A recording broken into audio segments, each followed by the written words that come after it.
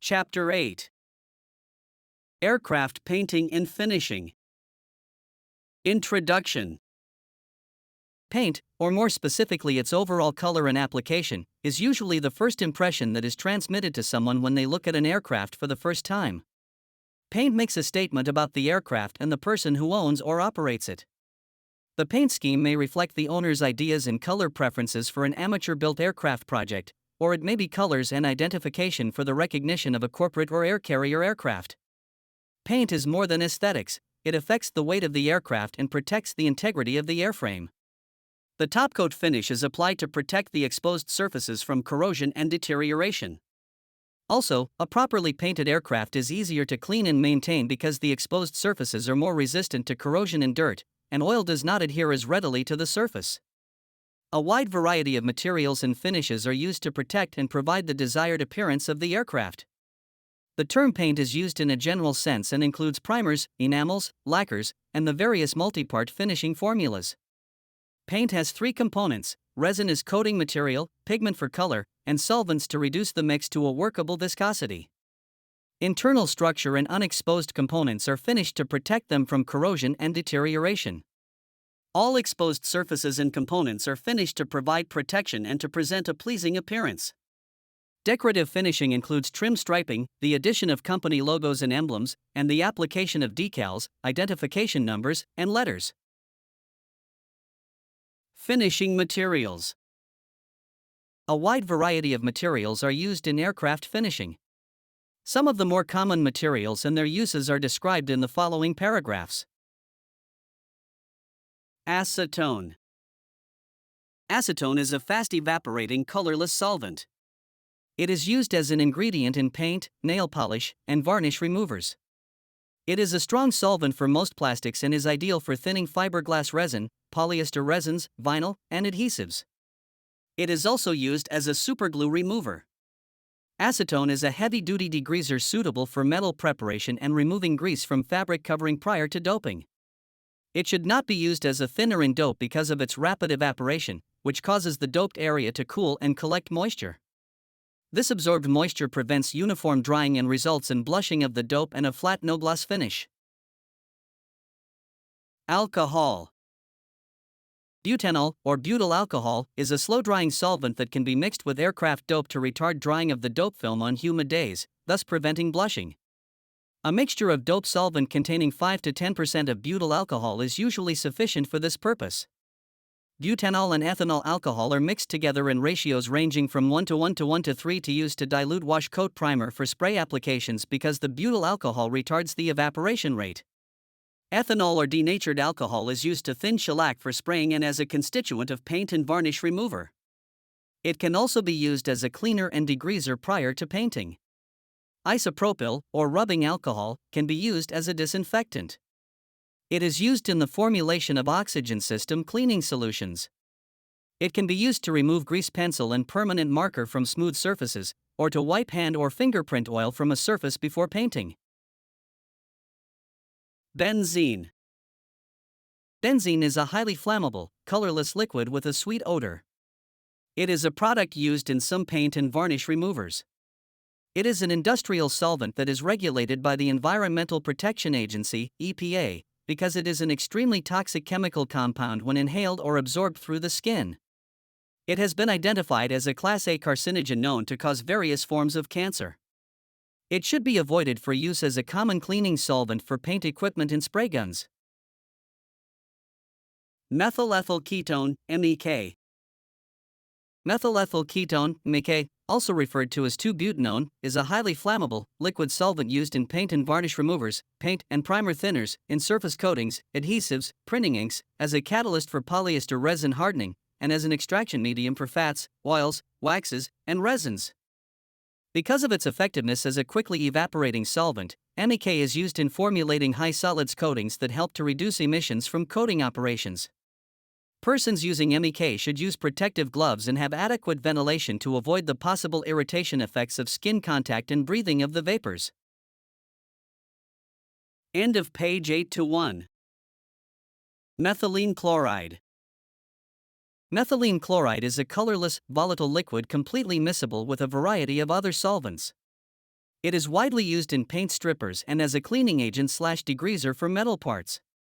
It has no flash point under normal use conditions and can be used to reduce the flammability of other substances. Toluene.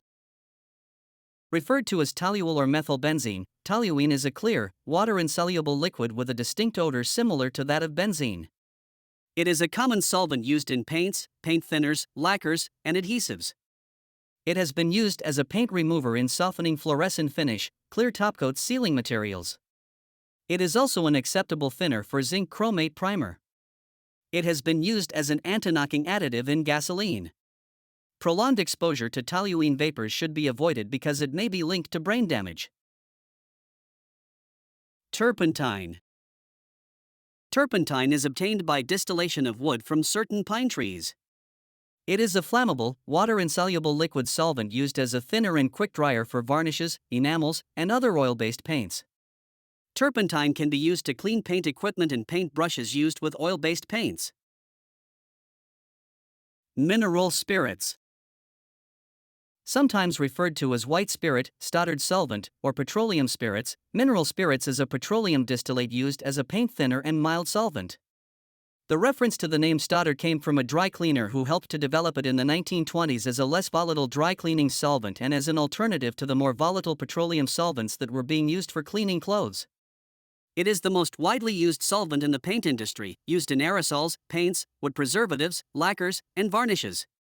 It is also commonly used to clean paint brushes and paint equipment. Mineral spirits are used in industry for cleaning and degreasing machine tools and parts because it is very effective in removing oils and greases from metal. It has low odor, is less flammable, and less toxic than turpentine. Naphtha. Naphtha is one of a wide variety of volatile hydrocarbon mixtures that is sometimes processed from coal tar but more often derived from petroleum.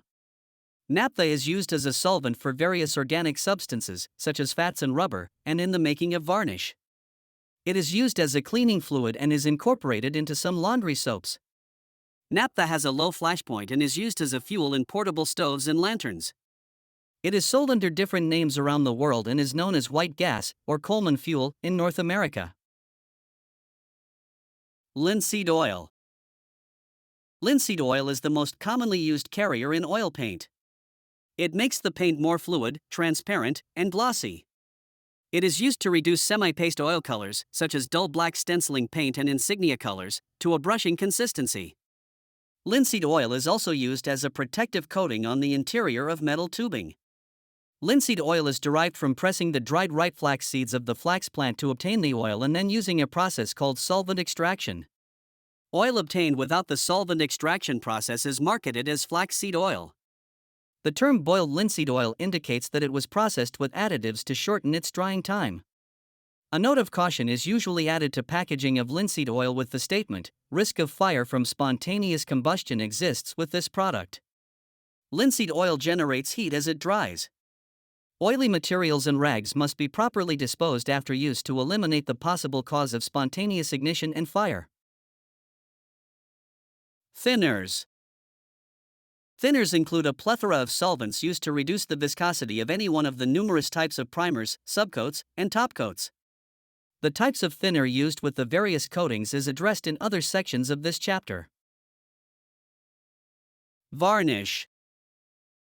Varnish is a transparent protective finish primarily used for finishing wood. It is available in interior and exterior grades.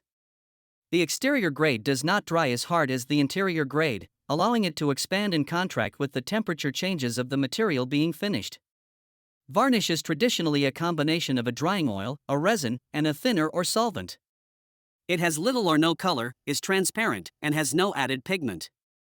Varnish dries slower than most other finishes. Resin varnishes dry and harden when the solvents in them evaporate.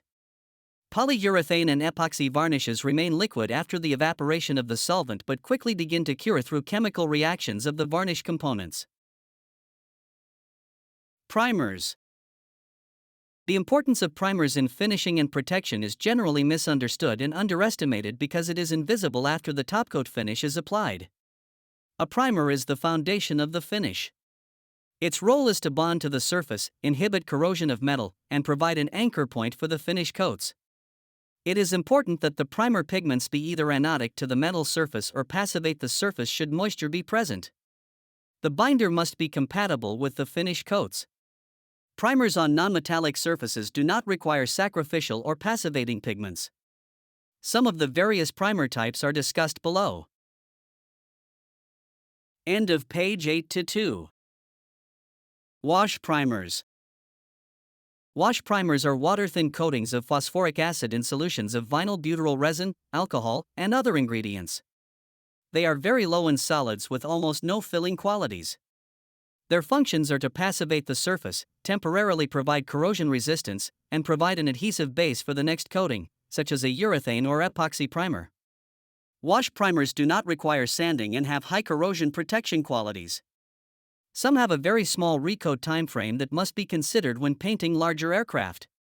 The manufacturer's instructions must be followed for satisfactory results. Red iron oxide. Red oxide primer is an alkyd resin-based coating that was developed for use over iron and steel located in mild environmental conditions. It can be applied over rust that is free of loose particles, oil, and grease. It has limited use in the aviation industry. Gray enamel undercoat. This is a single-component, non-sanding primer compatible with a wide variety of topcoats. It fills minor imperfections, dries fast without shrinkage, and has high corrosion resistance. It is a good primer for composite substrates. Urethane. This is a term that is misused or interchanged by painters and manufacturers alike. It is typically a two-part product that uses a chemical activator to cure by linking molecules together to form a whole new compound. Polyurethane is commonly used when referring to urethane, but not when the product being referred to is acrylic urethane. Urethane primer, like the urethane paint, is also a two-part product that uses a chemical activator to cure. It is easy to sand and fills well. The proper film thickness must be observed, because it can shrink when applied too heavily. It is typically applied over a wash primer for best results. Special precautions must be taken by persons spraying because the activators contain isocyanates, discussed further in the protective equipment section at the end of this chapter. Epoxy. Epoxy is a synthetic, thermosetting resin that produces tough, hard, chemical-resistant coatings and adhesives. It uses a catalyst to chemically activate the product, but it is not classified as hazardous because it contains no isocyanates. Epoxy can be used as a non-sanding primer/sealer over bare metal, and it is softer than urethane, so it has good chip resistance. It is recommended for use on steel tube frame aircraft prior to installing fabric covering. Zinc chromate. Zinc chromate is a corrosion-resistant pigment that can be added to primers made of different resin types, such as epoxy, polyurethane, and alkyd. Older type zinc chromate is distinguishable by its bright yellow color when compared to the light green color of some of the current brand primers. Moisture in the air causes the zinc chromate to react with the metal surface, and it forms a passive layer that prevents corrosion. Zinc chromate primer was, at one time, the standard primer for aircraft painting. Environmental concerns and new formula primers have all but replaced it. Identification of paints. Dope. When fabric-covered aircraft ruled the sky, dope was the standard finish used to protect and color the fabric. The dope imparted additional qualities of increased tensile strength, airtightness, weatherproofing, ultraviolet, UV, protection, and tautness to the fabric cover. Aircraft dope is essentially a colloidal solution of cellulose acetate or nitrate combined with plasticizers to produce a smooth, flexible, homogeneous film. Dope is still used on fabric-covered aircraft as part of a covering process. However, the type of fabric being used to cover the aircraft has changed. Grade A cotton or linen was the standard covering used for years, and it still may be used if it meets the requirements of the Federal Aviation Administration, FAA, Technical Standard Order, TSO, C15D/AMS3806C. Polyester fabric coverings now dominate in the aviation industry. These new fabrics have been specifically developed for aircraft and are far superior to cotton and linen. The protective coating and topcoat finishes used with the CH.8 polyester fabric covering materials are part of a supplemental type certificate, STC, and must be used as specified when covering any aircraft with a standard airworthiness certificate. The CH.8 covering procedures use specific brand name, non-tautening nitrate, and butyrate dope as part of the STC. The polyfiber system also uses a special polyester fabric covering as part of its STC, but it does not use dope. All the liquid products in the polyfiber system are made from vinyl, not from cellulose dope. The vinyl coatings have several real advantages over dope: they remain flexible, they do not shrink, they do not support combustion, and they are easily removed from the fabric with MAK, which simplifies most repairs. End of page 8-3. Synthetic enamel. Synthetic enamel is an oil-based, single-stage paint, no clear coat, that provides durability and protection. It can be mixed with a hardener to increase the durability and shine while decreasing the drying time. It is one of the more economical types of finish. Lacquers. The origin of lacquer dates back thousands of years to a resin obtained from trees indigenous to China. In the early 1920s, nitrocellulose lacquer was developed from a process using cotton and wood pulp. Nitrocellulose lacquers produce a hard, semi-flexible finish that can be polished to a high sheen. The clear variety yellows as it ages, and it can shrink over time to a point that the surface crazes. It is easy to spot repair because each new coat of lacquer softens and blends into the previous coat. This was one of the first coatings used by the automotive industry in mass production, because it reduced finishing times from almost 2 weeks to 2 days. Acrylic lacquers were developed to eliminate the yellowing problems and crazing of the nitrocellulose lacquers. General Motors started using acrylic lacquer in the mid-1950s, and they used it into the 1960s on some of their premium model cars. Acrylics have the same working properties but dry to a less brittle and more flexible film than nitrocellulose lacquer. Lacquer is one of the easiest paints to spray, because it dries quickly and can be applied in thin coats. However, lacquer is not very durable. Bird droppings, acid rain, and gasoline spills actually eat down into the paint. It still has limited use on collector and show automobiles because they are usually kept in a garage, protected from the environment. The current use of lacquer for an exterior coating on an aircraft is almost non-existent because of durability and environmental concerns. Upwards of 85% of the volatile organic compounds, VOCs, in the spray gun ends up in the atmosphere, and some states have banned its use. There are some newly developed lacquers that use a catalyst, but they are used mostly in the woodworking and furniture industry. They have the ease of application of nitrocellulose lacquer with much better water, chemical, and abrasion resistance. Additionally, catalyzed lacquers cure chemically, not solely through the evaporation of solvents, so there is a reduction of VOCs released into the atmosphere. It is activated when the catalyst is added to the base mixture. Polyurethane. Polyurethane is at the top of the list when compared to other coatings for abrasion, stain, and chemical resistant properties. Polyurethane was the coating that introduced the wet look. It has a high degree of natural resistance to the damaging effects of UV rays from the sun. Polyurethane is usually the first choice for coating and finishing the corporate and commercial aircraft in today's aviation environment. Urethane coating. The term urethane applies to certain types of binders used for paints and clear coatings. A binder is the component that holds the pigment together in a tough, continuous film and provides film integrity and adhesion. Typically, urethane is a two-part coating that consists of a base and catalyst that, when mixed, produces a durable, high-gloss finish that is abrasion and chemical resistant. Acrylic urethanes. Acrylic simply means plastic. It dries to a harder surface but is not as resistant to harsh chemicals as polyurethane. Most acrylic urethanes need additional UV inhibitors added when subject to the UV rays of the sun. Methods of applying finish. There are several methods of applying aircraft finish. Among the most common are dipping, brushing, and spraying. Dipping. The application of finishes by dipping is generally confined to factories or large repair stations. The process consists of dipping the part to be finished in a tank filled with the finishing material. Primer coats are frequently applied in this manner. Brushing. Brushing has long been a satisfactory method of applying finishes to all types of surfaces.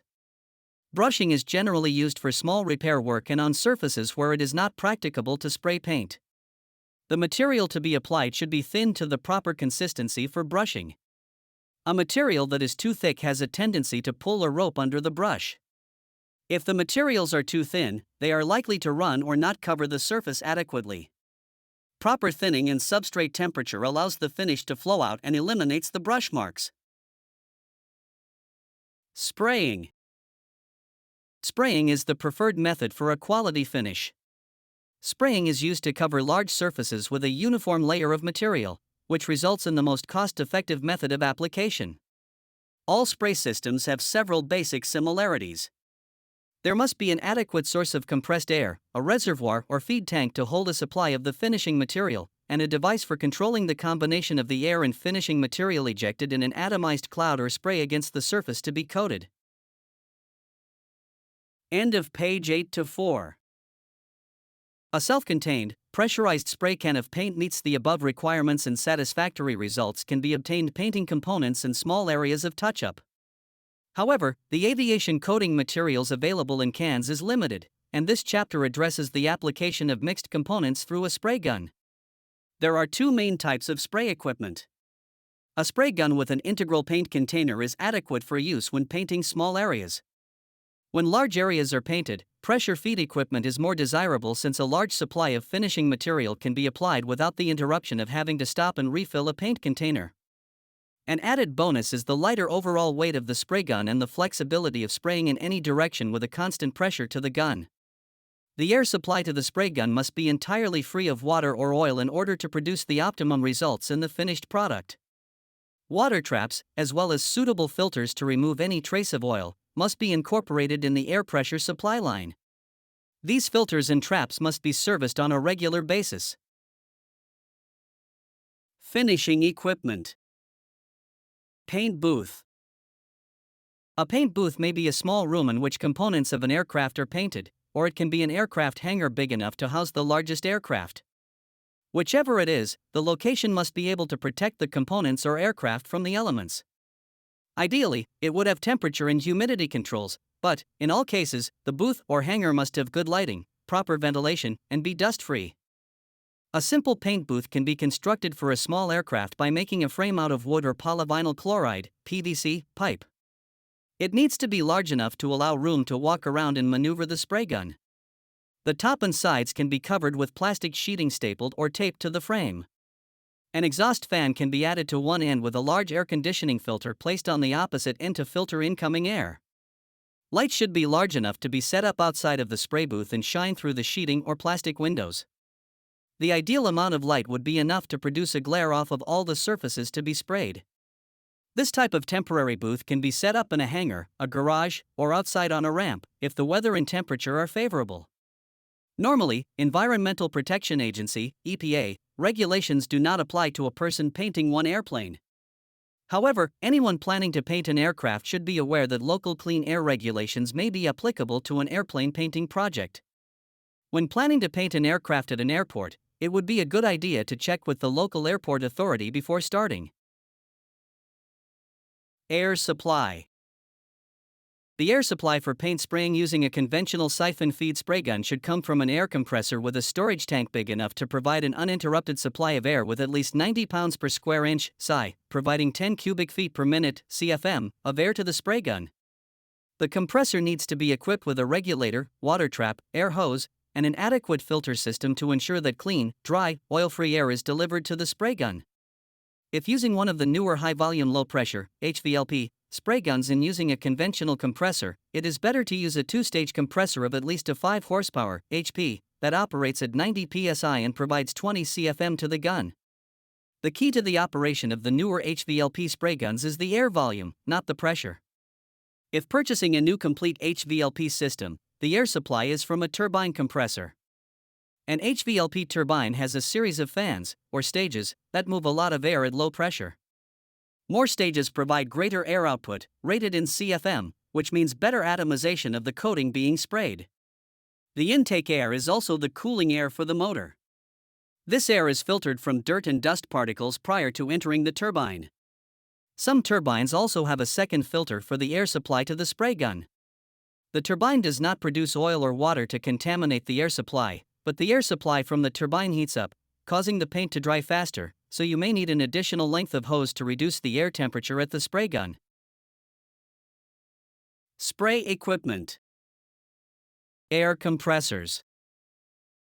Piston-type compressors are available with one-stage and multiple-stage compressors, various size motors, and various size supply tanks. The main requirement for painting is to ensure the spray gun has a continuous supplied volume of air. Piston-type compressors compress air and deliver it to a storage tank. Most compressors provide over 100 psi, but only the larger ones provide the volume of air needed for an uninterrupted supply to the gun. The multi-stage compressor is a good choice for a shop when a large volume of air is needed for pneumatic tools.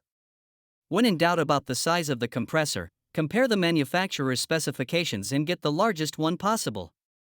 Figure 8.1. End of page 8 to 5.